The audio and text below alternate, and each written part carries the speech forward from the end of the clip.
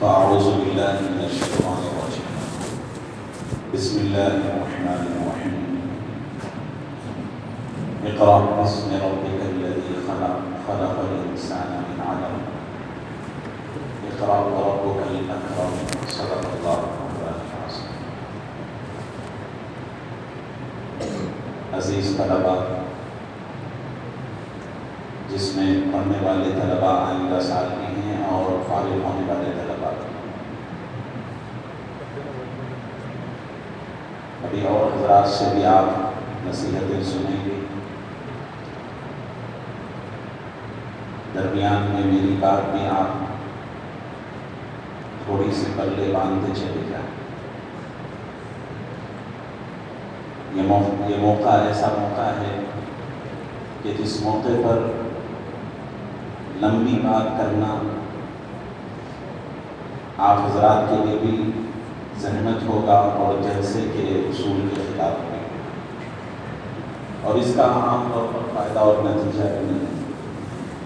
اس لیے میں مختصر بات آپ کے سامنے کر دیتا ہوں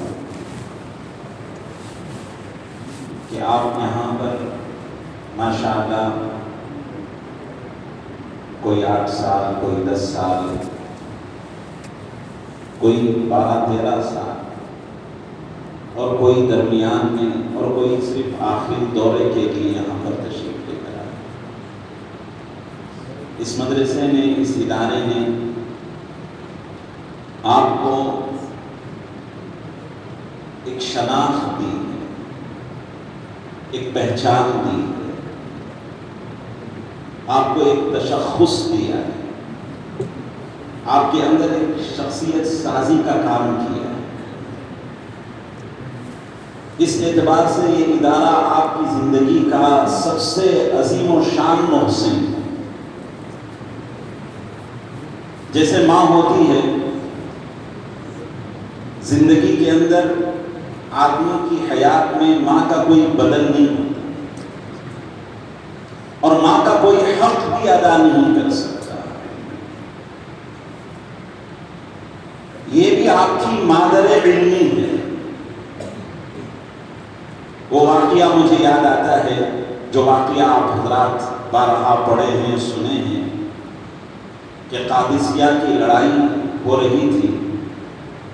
اس موقع پر حضرت خنسا رضی اللہ عنہا جو بیوہ تھی اور بوڑھی بھی ہو چکی تھی، انہوں نے اپنے 4 بیٹوں کو بلایا اور بلا کر ان کے سامنے بہت بہترین اور ان کی ہمت افزائی کے اشعار پڑھے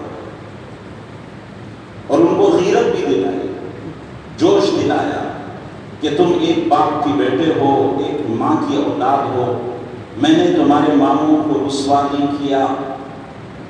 یہ ساری چیزیں گھنا کر ان سے کہا کہ تم اللہ کے راستے میں جانا ہے اور جا کر اس وقت تک لڑنا ہے جب تک کہ یا تو تم شہید نہ ہو جاؤ یا تم فتح یاب نہ ہو جاؤ. اور اگر ان دونوں کے علاوہ تم واپس لوٹو گے تو اس کے بعد تاریخ ابن کثیر کے اندر یہ واقعہ تفصیل سے ہے، فضائل اعمال میں یہ لفظ نہیں ہے. حضرت خنسا نے کہا کہ میں اپنا دودھ معاف نہیں کروں گی، میں اپنا دودھ معاف نہیں کروں گی. حضرت خنسا کا یہ جملہ کہنا تھا کہ بچوں کے اندر ایک غیرت، ایک ہمت کی لہر دوڑ، اور سب کے سب گئے اور سب کے سب جا کر جو ماں نے ان کو ہمت دلائی تھی، جوش دلایا تھا، اس کے مطابق وہ اللہ کے راستے میں لڑے اور شہید ہو گئے. اور واپس جب ان کا جنازہ آیا تو حضرت خنسا رضی اللہ عنہ نے کہا کہ مجھے اس بات پر فخر ہے کہ میں ام الشہداء ہوں اور میں اللہ کا شکر ادا کرتی ہوں اس بات. تو یہ واقعے سے اقتباس کر کے میں یہی کہنا چاہ رہا ہوں کہ یہ ادارہ بھی آپ کا مادر علمی ہے. اس مادر علمی نے آپ کو علم کا دودھ پلایا، عمل کا دودھ پلایا. آپ کو اخلاق کا دودھ پلایا ہے، آپ کے اندر شناخت پیدا کیا ہے، شناخت علمی اعتبار سے شناخت، عملی شناخت، اخلاقی شناخت، کردار کا شناخت، ایک نظریاتی شناخت، ایک سوچ و فکر کا شناخت، ایک مسلک کے اندر اعتدال پیدا ہونے کی ایک شناخت، یہ ساری چیزیں تمہارے اندر اس ادارے نے پیدا کی ہیں۔ اور یہ ادارہ صرف ایک در و دیوار کا نام نہیں ہے، بلکہ یہ امت کی امانت ہے، یہ ملت کی امانت ہے۔ یہاں پر جو 8 سال 10 سال آپ نے پڑھا ہے، اس کے پیچھے آپ جانتے ہیں کہ صرف آپ کی قربانیاں لگی ہیں۔ آپ کے ماں باپ نے بڑی قربانی کے ساتھ یہاں پر بھیجا، اور آپ نے بڑی ذلت و رسوائی برداشت کرتے ہوئے، اساتذہ کی کڑوی کسیلی برداشت کرتے ہوئے آپ نے یہاں پر پڑھا ہے۔ لیکن سکے کا ایک دوسرا رخ بھی ہے۔ یہاں کے محترم صاحب، یہاں کے اساتذہ کرام، ادارے کے منتظمین، اس ادارے کو تعاون کرنے والے افراد، خیر خواہ، جن لوگوں نے آپ کو اس مقام تک لانے کے لیے کتنی قربانیاں دی ہیں، وہ آپ کی نظروں سے اوچھل ہے۔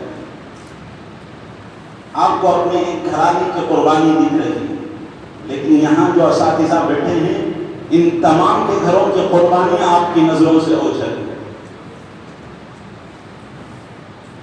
اور یہاں ایک ایک پیسہ جمع کر کر آپ کو جو پڑھایا گیا، انہوں نے حلال پیسہ کما کر آپ کو دینے کے لیے، خون پسینے کی محنت کی کمائی دینے کے لیے جو مشقت اٹھائی، وہ آپ کی نظروں سے اوجھل ہے۔ یہ ادارہ آپ کا مادر علمی ہے۔ جیسے ماں اپنے سینے سے دودھ پلاتی ہے، اور اس کا دودھ کا حق کوئی بچہ زندگی بھر بھی ادا نہیں کر سکتا، اس مادر علمی نے بھی آپ کو علم و عمل کا اور اخلاق کا دودھ پلایا ہے۔ یہ ادارہ بھی آپ کو اس وقت تک معاف نہیں کرے گا جب تک کہ آپ اس کے تقاضوں کو پورا نہ کریں۔ اس کے تقاضے کیا ہیں؟ علم آپ نے حاصل کیا ہے۔ حضرت جی مولانا انعام الحسن صاحب رحمۃ اللہ علیہ کا ایک ملفوظ یاد آیا کہ علم اور عمل میں فرق کیا ہے۔ علم اور عمل میں حضرت نے اس کو بتانے کے لیے ایک پہلے علماء کو مخاطب کیا اور متوجہ کیا کہ آپ بڑے نکتہ دان ہیں اور نکتہ رس، آپ نکتہ سمجھاتے بھی ہیں اور نکتے تک پہنچتے بھی ہیں، اس لیے میں آپ کو نکتے کی بات بتاؤں گا۔ یہ کہہ کر حضرت جی مولانا انعام الحسن صاحب رحمۃ اللہ علیہ نے علم اور عمل کے فرق کو بتایا۔ فرمایا کہ دیکھو، علم کے اندر ایک ہی حرکت ہے، 2 سکون ہیں۔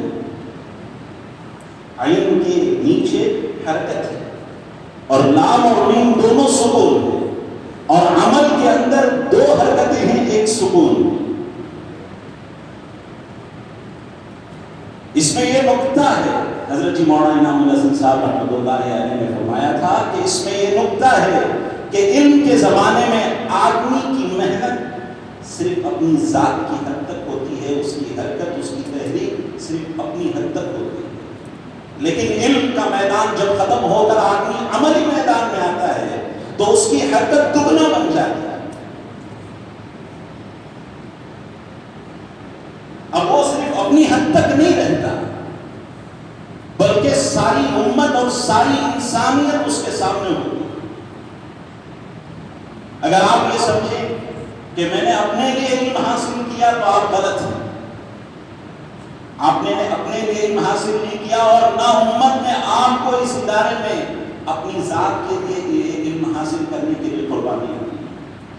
آپ امت کی امانت ہیں۔ آپ ساری انسانیت کے سامنے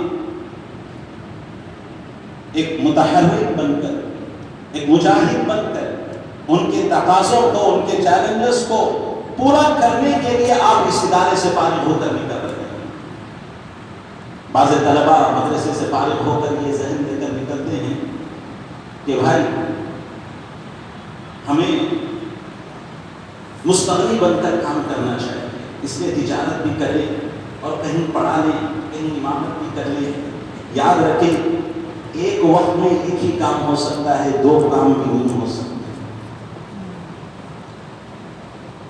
ایک واقعہ ہے، یہ کہہ کر میں اپنی بات ختم کروں. شروع میں نے خود کہہ دیا کہ یہ بڑا مختصر موقع ہے، بات طویل نہیں کرنی چاہیے.